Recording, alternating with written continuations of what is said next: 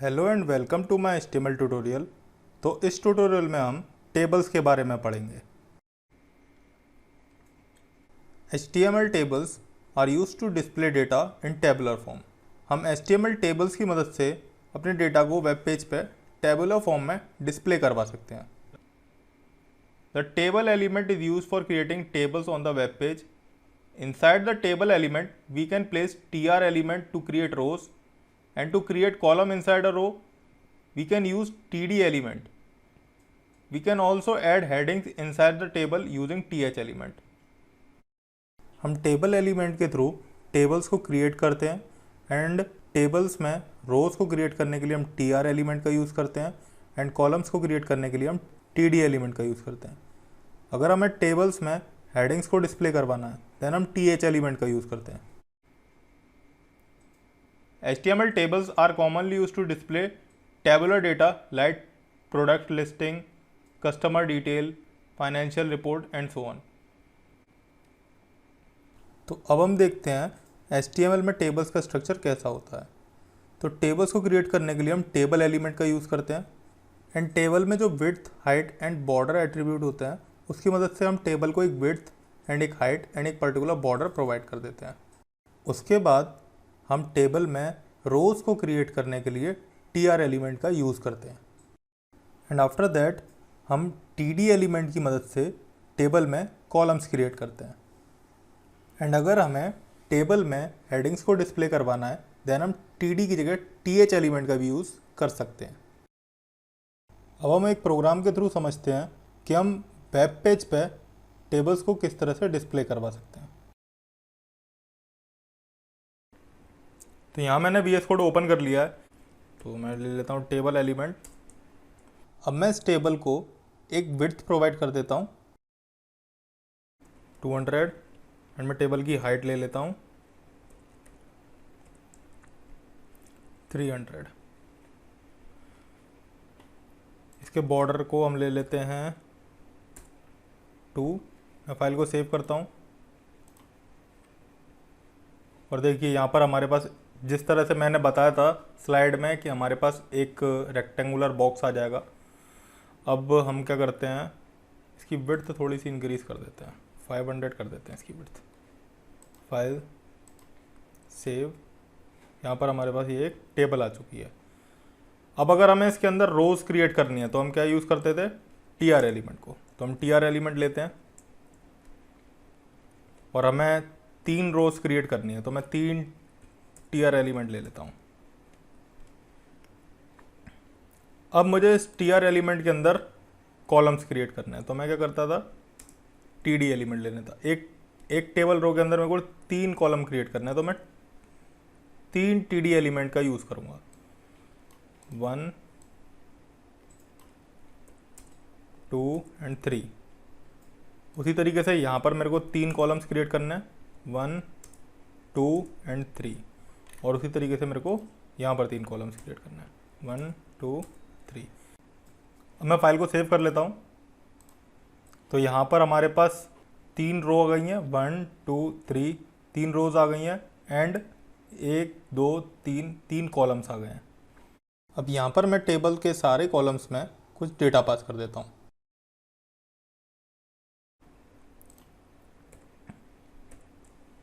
Data 2 data 3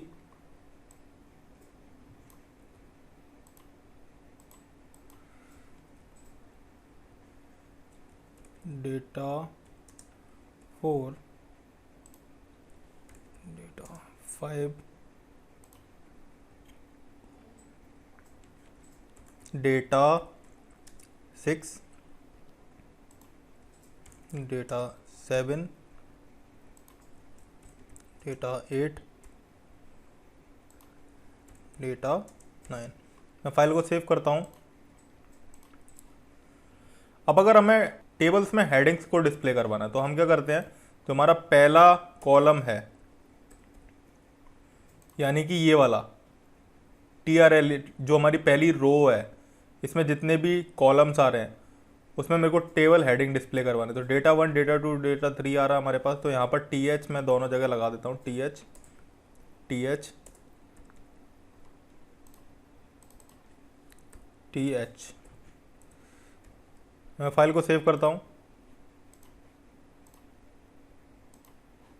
यहाँ पर हमारे पास जो कॉलम है टेबल में, उसमें जो डेटा आ रहा है वो एज अ हेडिंग डिस्प्ले होने लग गया है। अब अगर हमें इसे भी सेंटर में लेकर के आना है, हमारे पास ये जो डेटा है टेबल के अंदर, इसको भी सेंटर में लेकर के आना है, तो हम क्या करते हैं, यहाँ पर TR में अलाइंग एट्रीब्यूट का यूज़ करते हैं। TR में हम अलाइंग एट्रीब्यूट का यूज़ करते हैं और उसमें दे देते हैं सेंटर। मैं फाइल को सेव करता हूँ और ये देखिए, ये हमारे पास जो हमारा डेटा था वो सेंटर पे आ चुका है। उसी तरीके से अगर मुझे नीचे वाली जो टेबल रो है उसमें जो डेटा आ रहा है उसे भी सेंटर में लाना है, तो मैं उसके लिए भी अलाइंग एट्रीब्यूट यूज़ करूँगा एंड इसमें भी सेंटर दे दूँगा। मैं फाइल को सेव करता हूँ और यहाँ पर देखिए, ये हमारे पास जो डेटा आ रहा है वो सेंटर में आ चुका है।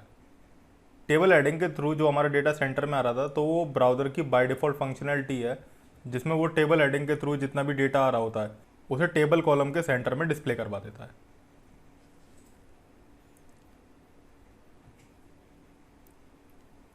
तो हमारे पास यहाँ पर कुछ एट्रीब्यूट्स हैं जो कि टेबल एलिमेंट सपोर्ट करता है, जिसमें से हमने विड्थ, हाइट एंड बॉर्डर के बारे में पढ़ लिया है।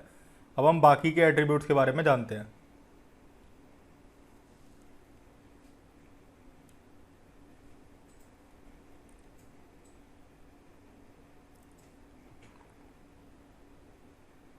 तो टेबल एलिमेंट में जो अलाइंग एट्रीब्यूट होता है वो हमारे इस टेबल को हॉरिजॉन्टली अलाइन कर देता है वेब पेज पे। अब मैं यहाँ पर अलाइंग एट्रीब्यूट का यूज़ करता हूँ और इसे मैं दे देता हूँ सेंटर। मैं फाइल को सेव करता हूँ और ये देखिए, ये हमारी जो टेबल है वो बिल्कुल सेंटर में आ चुकी है वेब पेज के। अगर हम ब्राउज़र की स्क्रीन को मैक्सिमाइज़ करके देखें तो ये देखिए, ये हमारे पास जो टेबल आ रही है वो बिल्कुल सेंटर में आ रही है बिकॉज ऑफ अलाइंग एट्रीब्यूट। अब हम अपना नेक्स्ट एट्रीब्यूट यूज़ करते हैं जो है सेल पैडिंग। सेल पैडिंग क्या करता है, हमारा ये जो कंटेंट है और ये जो बॉर्डर है इसके बीच में मार्जिन क्रिएट कर देता है, मतलब इसके बीच में एक तरीके से स्पेसिंग क्रिएट कर देता है। तो सेल पैडिंग को हम यूज़ करते हैं अपने टेबल एलिमेंट में और यहाँ पर मैं पैडिंग दे देता हूँ 100। मैं 100 दे करके फाइल को सेव कराता हूँ। तो देखिए, ये हमारे पास 100 सेल पैडिंग आ चुकी है। एक्चुअली PADDING होता है। मैं फाइल को सेव करता हूँ अब। तो ये देखिए, हमारे पास जो स्पेस आ रहा है कंटेंट और बॉर्डर के बीच में वो बहुत ज़्यादा हो चुका है।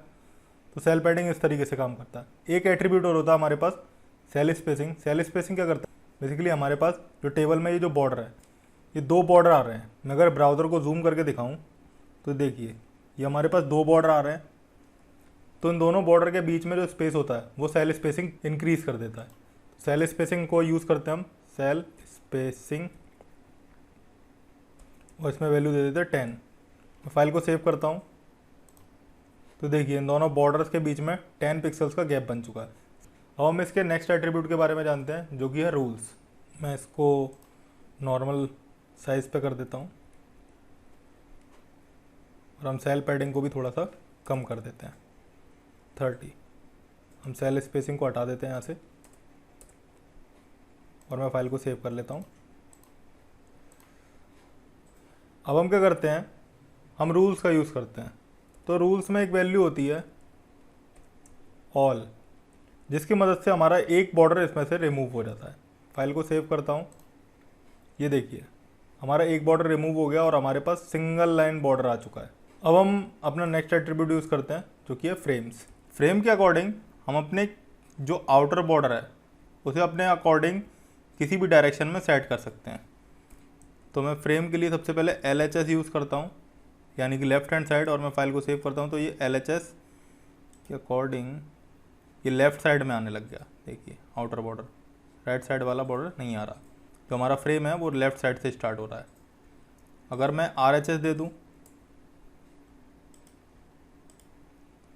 तो वो राइट हैंड साइड से हमारा फ्रेम स्टार्ट होना लग जाएगा। एक होती है इसकी वैल्यू वॉइड। मैं फाइल को सेव करता हूँ तो उसमें कहीं पर भी नहीं रहेगा, सिर्फ और सिर्फ वॉइड का मतलब नथिंग, तो यानी कि ना ही तो लेफ़्ट से, ना ही टॉप, ना ही बॉटम, ना ही राइट से, कहीं से भी हमारा फ्रेम स्टार्ट नहीं होता। हमारी होती है अबव, टॉप से स्टार्ट हो जाएगा। एक होती है बिलो, बॉटम से स्टार्ट हो जाएगा जो बॉर्डर होगा। तो इस एट्रीब्यूट का ज़्यादा यूज़ नहीं होता। जो मोस्टली यूज्ड एट्रीब्यूट होता है टेबल में वो होता है width, height and cell padding and rules. But अगर हम CSS का यूज़ करें तो with the help of CSS हमें यहाँ पर किसी भी एट्रीब्यूट को यूज़ करने की ज़रूरत नहीं पड़ेगी। जैसे मैं यहाँ पर एक एग्जांपल और लेता हूँ। मान लीजिए कि मैंने यहाँ पर ले लिया प्रोडक्ट नेम एंड यहाँ पर ले लिया प्रोडक्ट प्राइस एंड यहाँ पर ले लिया प्रोडक्ट मैन्युफैक्चरर। तो हम प्रोडक्ट का नाम, मान लीजिए मेरे पास कोई सोप प्रोडक्ट है, एक मेरे पास BISCUIT बिस्किट्स प्रोडक्ट है मेरे पास। इसके अलावा मेरे पास जो नेक्स्ट प्रोडक्ट है, ओके मैंने यहाँ पर एक चीज़ गलती कर दी है। यहाँ पर सोप ले लेते हैं और यहाँ पर ले लेते हैं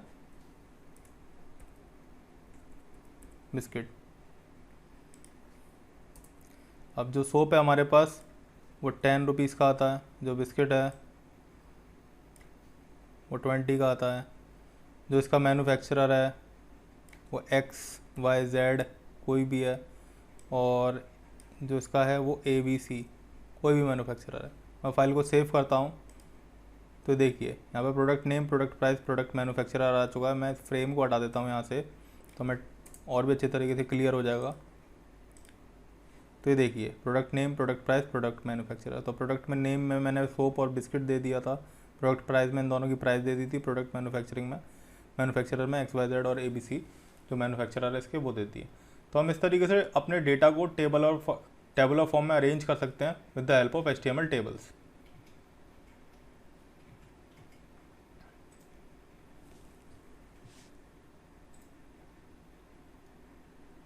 अब हम जानते हैं HTML टेबल्स में रोज एंड कॉलम्स को किस तरह से स्पैन करते हैं।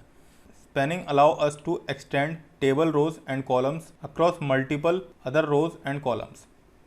तो स्पैनिंग की मदद से हम अपनी जो टेबल रो है उसे बाकी सारे रो के साथ मिला सकते हैं, ज्वाइन कर सकते हैं with the help of spanning feature. जैसे कि अगर हमारे पास एक टेबल है और उसमें किसी भी टेबल डेटा के अंदर कोई डेटा नहीं है तो हम एक कॉलम को दूसरे कॉलम के साथ स्पैन कर सकते हैं एंड एक रो को दूसरे रो के साथ स्पैन कर सकते हैं बहुत ही easily. We can span rows and columns with row span and col span attribute. अगर हमें रोज में स्पैनिंग करनी है देन हम रो स्पैन एट्रीब्यूट का यूज़ करेंगे। अगर हमें कॉलम्स को स्पैन करना है तो हम कॉल स्पैन एट्रीब्यूट का यूज़ करेंगे।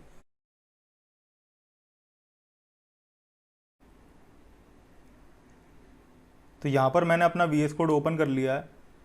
अब मैं आपको बताता हूँ कि हम किस तरह से row span and col span का यूज़ कर सकते हैं। तो जैसे मेरे पास यहाँ पर कोई भी डेटा नहीं है, इस कॉलम में कोई भी डेटा नहीं है, तो मैं चाहता हूँ कि ये वाला जो कॉलम है वो इस कॉलम के साथ स्पैन हो जाए। जैसे मैंने क्या किया, यहाँ से डेटा हटा दिया और मैंने फाइल को सेव कर लिया। तो अब ये इस तरीके से आ रही है टेबल। मैं नहीं चाहता इस तरीके से आए, मैं चाहता हूँ कि ये वाला कॉलम इधर स्पैन हो जाए और ये पूरा का पूरा टेबल का स्ट्रक्चर कंप्लीट हो जाए। तो उसके लिए मैं क्या करूँगा, इस वाले कॉलम को इधर स्पैन करने के लिए हम कॉल स्पैन एट्रीब्यूट का यूज़ इस वाले कॉलम के साथ करेंगे। तो यहाँ पर मैं कॉल स्पैन पास कर देता हूँ और मुझे कितने कॉलम्स करने हैं, 1 और 2। तो मैं 2 पास कर दूँगा, मैं फाइल को सेव करता हूँ। तो ये देखिए ये वाला कॉलम इस वाले कॉलम के साथ स्पैन हो चुका है। अब मैं चाहता हूँ कि ये दोनों रोज़ आपस में स्पैन हो जाए। मैं चाहता हूँ मेरे पास यहाँ पर जो आइटम है वो कॉमन ही है, ये जो आइटम था ये कॉमन ही था, तो मैं इन दोनों को स्पैन करना चाहता हूँ। तो मैं क्या करूँगा, मैं सबसे पहले इस बिस्किट्स वाले को रिमूव कर देता हूँ, फाइल को सेव करता हूँ। तो अब मैं चाहता हूँ कि सोप वाला नीचे वाले के साथ स्पैन हो जाए। तो मैं सोप में रो स्पैन पास कर दूंगा, तो मैं दे दूंगा 2। फाइल को सेव कर लेता हूँ। तो ये देखिए जो हमारे पास सोप वाली रो थी वो नीचे वाली रो के साथ स्पैन हो चुकी है। तो इस तरीके से हम row span and column span का यूज़ करके अपने कॉलम्स एंड रोज़ को दूसरे कॉलम्स एंड रोज़ के साथ ज्वाइन कर सकते हैं। हम col span and row span का use T H and T D element के साथ ही कर सकते हैं। जो टेबल एलिमेंट और टी आर एलिमेंट होते हैं वो रो स्पैन और कॉल स्पैन एट्रीब्यूट को सपोर्ट नहीं करते हैं।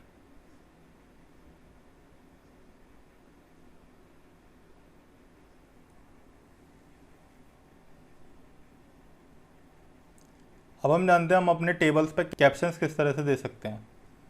We can specify a caption for our table using the caption element. Caption basically table का टाइटल होता है जो कि हम कैप्शन एलिमेंट के थ्रू किसी भी टेबल पे दे सकते हैं।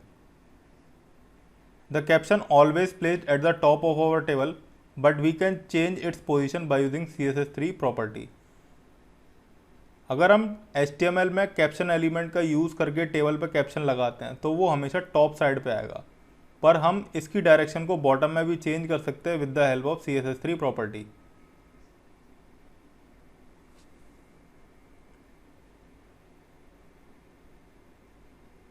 तो यहाँ पर मैंने अपना VS कोड ओपन कर लिया। अब अगर मेरे को कैप्शन इस टेबल के लिए डालना है तो मैं क्या करूँगा, इस टेबल के अंदर मैं कैप्शन एलिमेंट का यूज़ करूँगा, कैप्शन, एंड इसमें डाल दूंगा प्रोडक्ट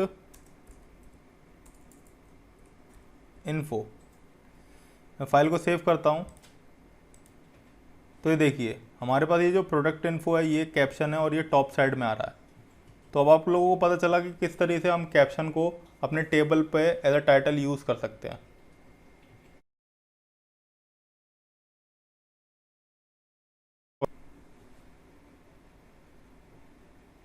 अब हम जानते हैं table header, table body and table footer के बारे में। HTML provides a series of tags t-head, t-body and t-foot that help us to create more structured table by defining header, body and footer regions respectively. HTML में t-head, t-body and t-foot element की help से हम tables में header, body and footer regions को भी create कर सकते हैं। तो यहाँ पर मैंने अपना VS कोड ओपन कर लिया है। तो अब हम देखते हैं हम T head, T body and T foot element का यूज़ किस तरीके से कर सकते हैं। मैं आप लोगों को एक बात और बता दूं कि टेबल्स में हम सबसे पहले हेडर रीजन स्पेसिफाई करते हैं, उसके बाद बॉडी रीजन स्पेसिफाई करते हैं एंड लास्ट में फुटर रीजन स्पेसिफाई करते हैं। तो अब मैं टी हेड एलिमेंट का यूज़ करके सबसे पहले टेबल का हेडर क्रिएट कर लेता हूँ, और जो हमारे पास ये जो आ रही है बॉडी, यानी कि हमारे पास जो कंटेंट आ रहा है वो हम टी बॉडी में रख देंगे।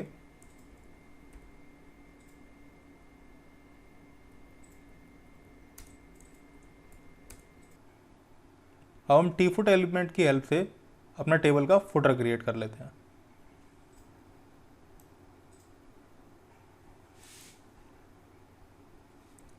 तो अब टी फुट एलिमेंट के अंदर हम एक रो क्रिएट कर लेते हैं एंड उस रो के अंदर हम एक कॉलम क्रिएट कर लेते हैं।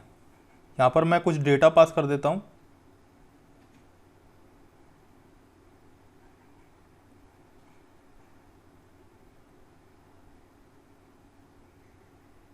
मैं फाइल को सेव कराता हूँ। तो ये देखिए अब मैं इसको कॉल स्पैन करके, अब मैं ये जो मेरा फुटर आ रहा है इसे मैं कॉल स्पैन कर देता हूँ। मैं इसे 1, 2 एंड 3 कॉलम्स को स्पैन कर लेता हूँ इसके। यहाँ पे मैं 3 पास कर दूँगा। फाइल को सेव करता हूँ एंड ये देखिए अब मैं इस कंटेंट को भी सेंटर में ले आता हूँ बाय यूजिंग अलाइन एट्रीब्यूट। तो मैं यहाँ पे अलाइन पास कर देता हूँ एंड सेंटर। मैं फाइल को सेव करता हूँ और ये देखिए। तो इस ट्यूटोरियल के थ्रू आप लोगों को क्लियर हो गया होगा कि हम किस तरह से HTML में टेबल क्रिएट कर सकते हैं एंड अपने डेटा को हम HTML टेबल्स के थ्रू टेबुलर फॉर्म में अरेंज कर सकते हैं।